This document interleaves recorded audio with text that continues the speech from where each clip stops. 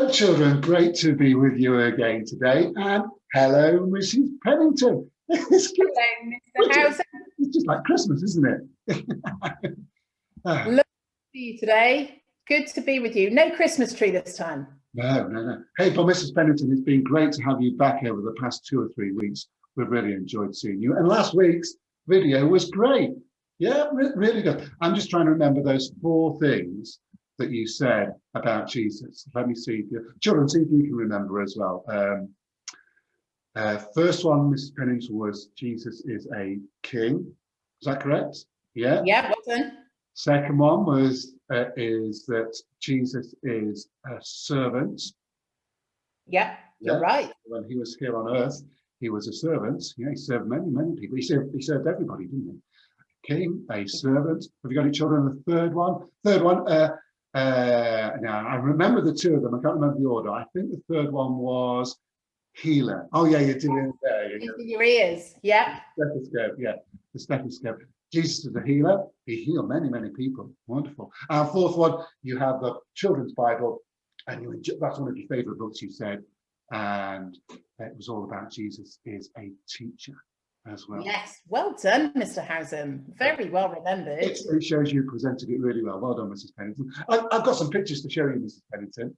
Oh, exciting. All right, children, I'll show you these as well. They're funny pictures. And Mrs. Pennington, you've got to try and work out what the pictures are. Okay, children, do you think you can help me? Because I might not get them. So let's see if we can do it together. Okay, they are a bit silly. Here goes to the first one. Okay. What is this a picture of?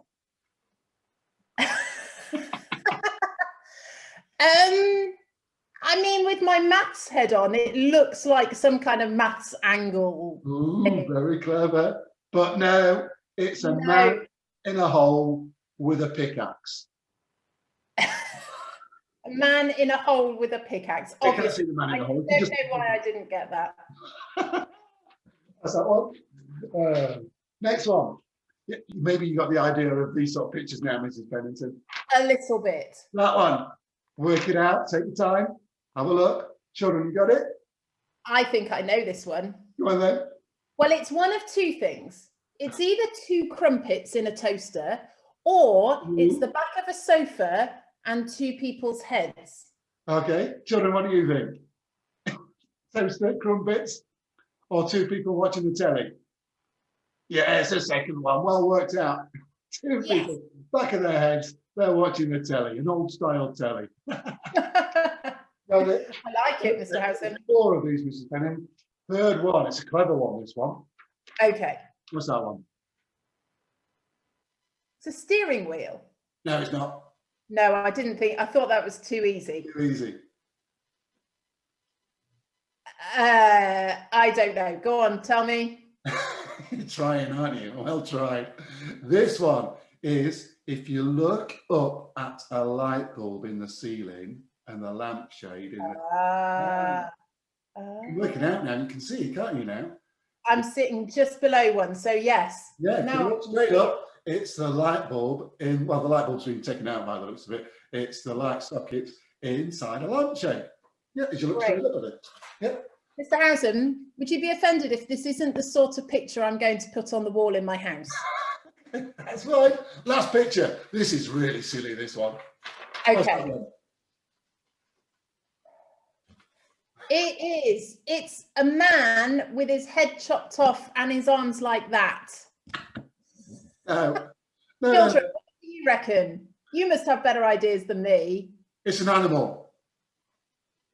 It's a dog, like a thin dog lying on its back. No, an animal with a long neck. Well, I mean, a giraffe has a long neck, but I have no idea how that's a giraffe. It's a giraffe that swallowed one of those old style telephones. That's cheating. You're not allowed to play around with it like that. That was difficult, Mr. Harrison. I know, but they were a bit of fun. But children, the reason I'm showing Mrs. Pennington those is because it is to do with Easter, and today we're thinking about Easter again. Do you know what? In the Easter story, there were lots of incidents where people didn't recognize Jesus straight away. It took us a little while for us to work out those silly pictures, didn't it? And it took people in the Bible a bit of time to work out who Jesus was as well. Mrs. Pennington, I'm right, aren't I? Can you think of any incidents in the Bible, any stories in the Bible where it took people just a little bit of time to work out who Jesus was? Yes, as you're talking, you've reminded me. So after Jesus, do you remember this, Mr. Harrison? After Jesus had been put in the tomb, a huge stone was rolled in front of it so that the body was kept in the tomb. And some of Jesus's friends, some women, came to the tomb 3 days later. But when they came to the tomb, the stone had been rolled away and the body was gone. And the women didn't know what to do. And I can imagine they felt really upset again. They were so sad that their friend Jesus had died. And now his body had disappeared. And they didn't understand what was happening.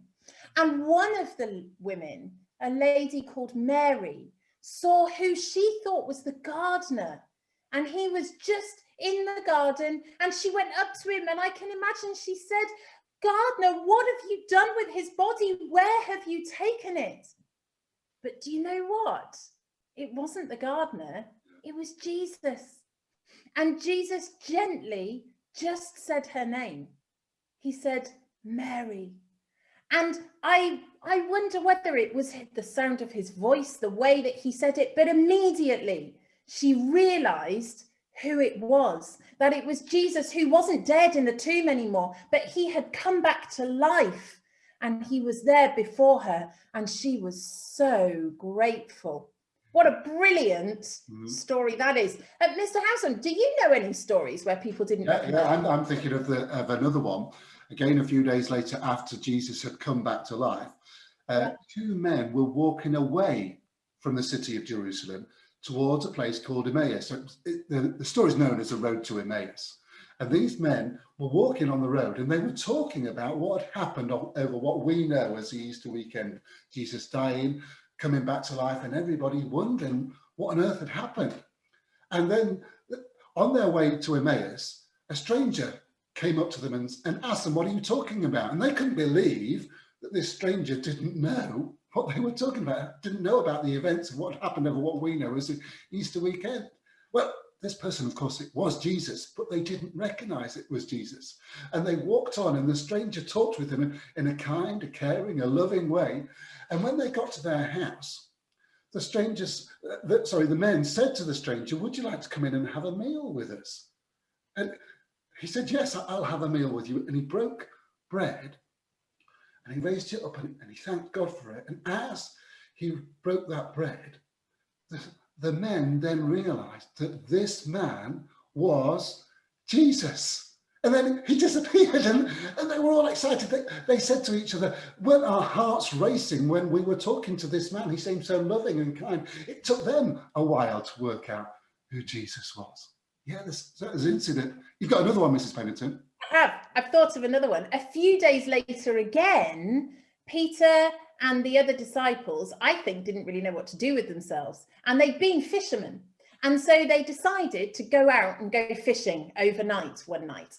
And so they took their boat out, and they were really good at being fishermen. They knew what they were doing. And they went out and they threw their nets over the side of the boat. And they waited and they watched and they watched and they waited, but no fish came into their nets. And I can imagine they were quite disappointed and fed up. When early the next morning, they spotted a man on the shore who shouted to them, "Throw your nets on the other side." And I think they all looked at each other and thought, well, that's not going to make any difference. But they'd been there all night, so they decided to give it a go. They threw their nets to the other side of the boat, and almost straight away, fish piled into the nets, and they were so full they nearly broke. And so they heaved the nets back in, and as they did, they were looking at the man on the shore, and then they realized that it was their friend Jesus. And pretty much straight away, Peter was so excited that he was getting to see Jesus again that he jumped out of the boat, didn't wait to sail back to the shore, and swam and walked and swam and got straight to Jesus. And then they had breakfast on the beach together with Jesus and all the fish. I love that story. Yeah. It's a great story of holding. Mrs. Pennington, with all of those 3 stories, it took those people a little while to realise it was Jesus, didn't it? And children, it's the same for us. Sometimes, or I would say with most people, it takes them a little bit of time to work out who Jesus was. You might think that Jesus is just this famous man, a person in history. But for me, I became a Christian a long time ago when I was 20 years of age. And it took me all my first 20 years of hearing stories about Jesus. And it wasn't until I was that age of 20 that I realized, do you know what? It's not just pretend stories. It's just not make-believe stories. It really is true. And that Jesus really is the Son of God who really died on that cross and came back to life so that all of us can be friends with God. It took me time to realize that. What about you, Mrs. Pennington? Yeah, my story's a bit different. I grew up in a house where we went to church and we heard the stories of Jesus. So right from a young age, I knew about Jesus. And I suppose for me, it was a slow from just hearing the stories and knowing that they were true to actually it sinking into my heart. And at the age of about 12 was when I really decided, yes, this is for me. I believe that God is real. I believe that he sent his son so that we could see what God is like and how much he loves us. And so like Mr. Housen has said, that he would die and come back to life so that we can know God and be close to him. So rather than it being a single moment, it just slowly became more and more real. And even in that time, from the age of 12 right up until now, which, you know, isn't that many years, that realization has become greater and greater as I understand more and more God's love for me and how much Jesus did for me and the amazing things that he did and said and who he was. That's great. Thank you, Mrs. Pennington. Children, over this Easter period, maybe it gives you a chance as you eat your Easter eggs, open those up, as you eat hot cross buns, as you do your Easter activities. Maybe it gives you a chance to stop and just think about who you think Jesus really was and who Jesus really is now. Mrs. Pennington, shall we finish with a prayer today? Always right to, isn't it? I'll say a prayer, children, and then if you'd like to, if you have a listen to the prayer, and if you think it's a good prayer for you, you say Amen at the end. Our prayer today goes like this. Thank you, God, for Jesus. Thank you that he died. Thank you that he came back to life. And thank you that means that we can be friends with you. Please help us to understand who Jesus really is. Amen. Amen. Children, this is our last video for this term, and then after this Easter holiday, we'll still be doing some videos, but not as many, just one a month. And so we look forward to seeing you then. Mrs. Pennington, thanks for joining with me today. It's been good to have you. Okay. Thanks for having me. Do you know what I'm looking forward to the most about Easter? Well, we've given up chocolate for Lent. So Easter Sunday, there is going to be a lot of chocolate and I can't wait. Okay, fantastic. Children, we'll see you soon. Take care. Take care. Bye. Bye.